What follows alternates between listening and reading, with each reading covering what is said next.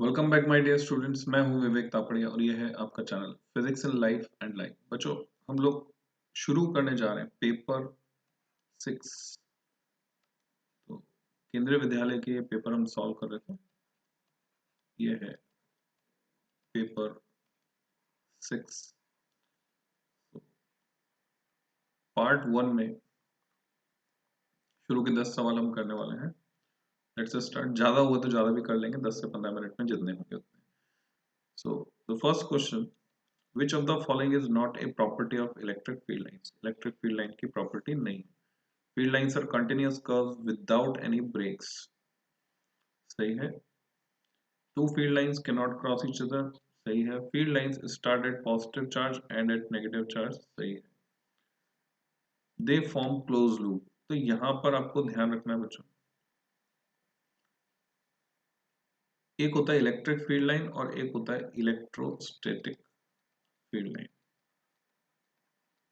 Electrostatic field line जो होती है वो स्टैटिक चार्ज की वजह से होती है, और इलेक्ट्रोस्टैटिक फील्ड कंजर्वेटिव होने की वजह से वो कभी भी क्लोज लूप नहीं बनाती है। तो ये प्रॉपर्टी नहीं है। तो करेक्ट आंसर हुआ आपका डी।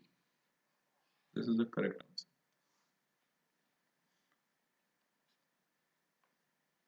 इलेक्ट्रिक फील्ड लाइंस बना सकती हैं। इलेक्ट्रिक फील्ड नॉन कंजर्वेटिव है, मैग्नेटिक फील्ड लाइंस बना सकती है, वो भी नॉन कंजर्वेटिव।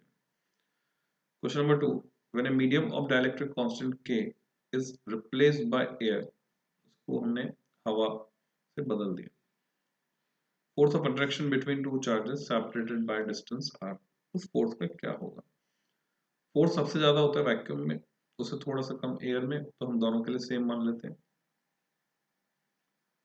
तो फोर्स बढ़ जाएगा ऑब्वियसली, क्योंकि मीडियम में जो फोर्स होता है वो हवा में जितना फोर्स होता है डिवाइडेड बाय के होता है।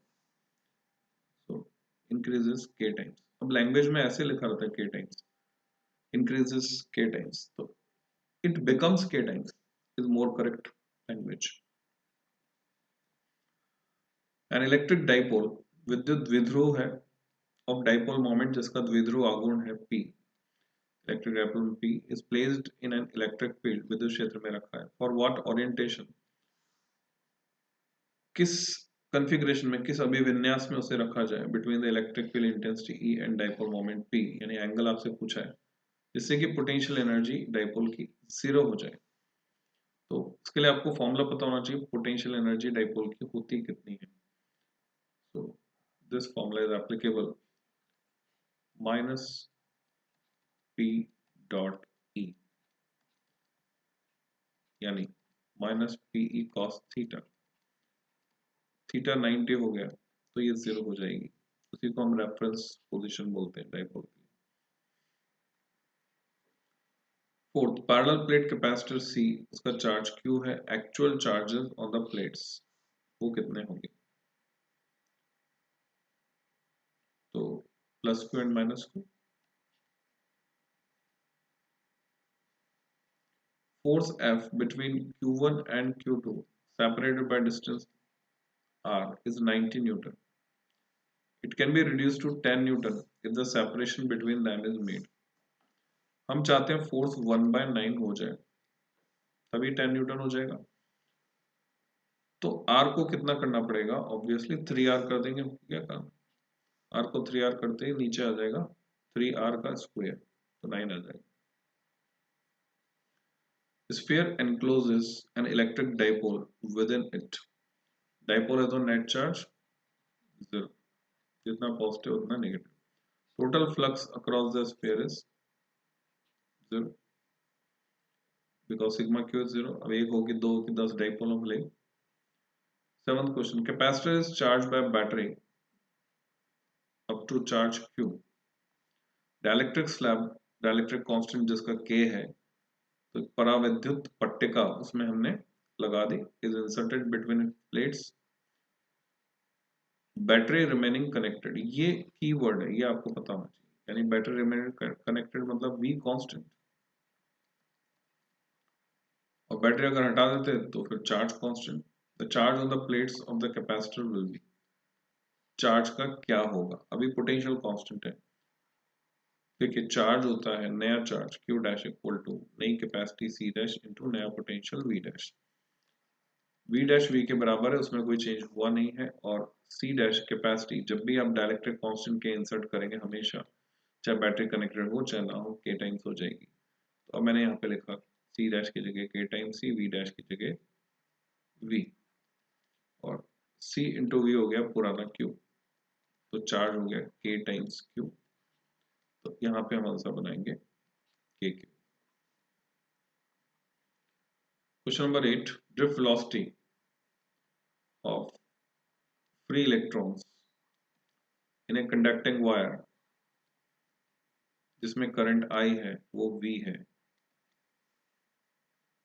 मेटल सेम दूसरा वायर पर जिसकी रेडियस डबल है, करंट भी सेम, तो ड्रिफ्ट वेलोसिटी क्या होगी। हम ड्रिफ्ट वेलोसिटी का एक्सप्रेशन जो करंट के टर्म्स में होता है I अपॉन एन ई ए, उसे अगर यूज करते हैं तो A जो है एरिया ऑफ क्रॉस सेक्शन है उसका, जिसको अगर मैं रेडियस की टर्म्स में लिखना चाहता हूँ तो मैं इसको लिखूंगा पाई आर स्क्वायर। सिलिंड्रिकल वायर हम कंसिडर करेंगे जिसका क्रॉस सेक्शन सर्कुलर होगा। तो सेम मेटल है मतलब एन सेम है, करंट भी सेम है, रेडियस डबल होने से नीचे 4 का फैक्टर आ रहा है। तो first option is correct, V/4। Ninth, to wires same material, जब भी सेम मटेरियल बोलेंगे resistivity same, length L 12 and cross sectional area 4AA, ratio of their specific resistance, तो सेम मटेरियल हो गया है, टेम्परेचर सेम है, इसी 1:1। तो कंफ्यूज नहीं होना है, ये डमी डेटा है, 4AA L 12, ये आपको बेवकूफ बनाने के लिए दिया गया है, वो आपके ऊपर है, आप बेवकूफ बनते हैं या नहीं बनते। स्पेसिफिक रेजिस्टेंस की जगह स्पेसिफिक कंडक्टेंस पूछे तो भी सेम जवाब होगा। Which of the following characteristics of electrons determines the current in a conductor? Current जो है इलेक्ट्रॉन्स की कौन से गुणधर्म से निर्धारित होती है किसी चालक में, सिर्फ ड्रिफ्ट वेलोसिटी से, थर्मल वेलोसिटी से, both drift velocity and thermal velocity, neither drift. तो एक्चुअल में इसका सही जवाब हमें क्या बनाना चाहिए, थर्मल वेलोसिटी की वजह से करंट फ्लो नहीं होती, ये हमें पता है। इलेक्ट्रॉन किसी क्रॉस सेक्शन को क्रॉस करके इधर उधर नहीं जाता, या नेट जितने जाते हैं एक तरफ उतने ही दूसरी तरफ जाते हैं, तो नेट करंट जीरो होती है because of the thermal motion, ये क्लियर है हमको। पर अगर टेम्परेचर बढ़ाते हैं तो इलेक्ट्रॉन की वाइब्रेशनल एनर्जी बढ़ जाती है, आपस में टक्कर करते हैं, और उससे relaxation time, average relaxation time वो अफेक्ट होता है, जो कि ड्रिफ्ट वेलोसिटी को चेंज करता है। तो क्वेश्चन की गहराई में जाया जाए तो किसी कंडक्टर में कितनी करंट फ्लो हो पाएगी, वो दोनों ही थर्मल वेलोसिटी और ड्रिफ्ट वेलोसिटी दोनों मिलकर डिटरमाइन कर रहे हैं। अब मेरे हिसाब से आंसर सी है, फिर मैं इसका आंसर आपको दिखा देता हूं इन्होंने क्या बनाया है। टेंथ का ए बनाया इन्होंने आंसर, यानी ड्रिफ्ट वेलोसिटी अलोन। तो अगर ड्रिफ्ट वेलोसिटी अलोन बोलेंगे तो हमें साथ में यहाँ पे एक लाइन जोड़नी पड़ेगी, एट ए पर्टिकुलर टेम्परेचर।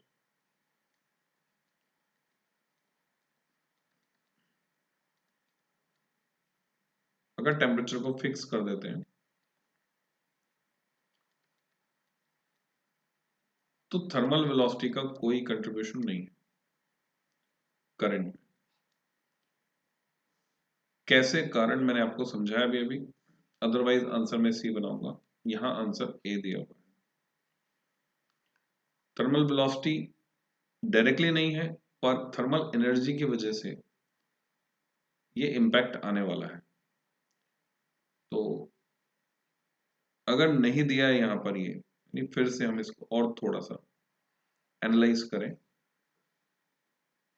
नहीं दिया है कुछ भी, तो थर्मल वेलोसिटी रैंडम मोशन होने की वजह से वो अफेक्ट नहीं कर रही है, तो थर्मल वेलोसिटी की जगह थर्मल मोशन होता,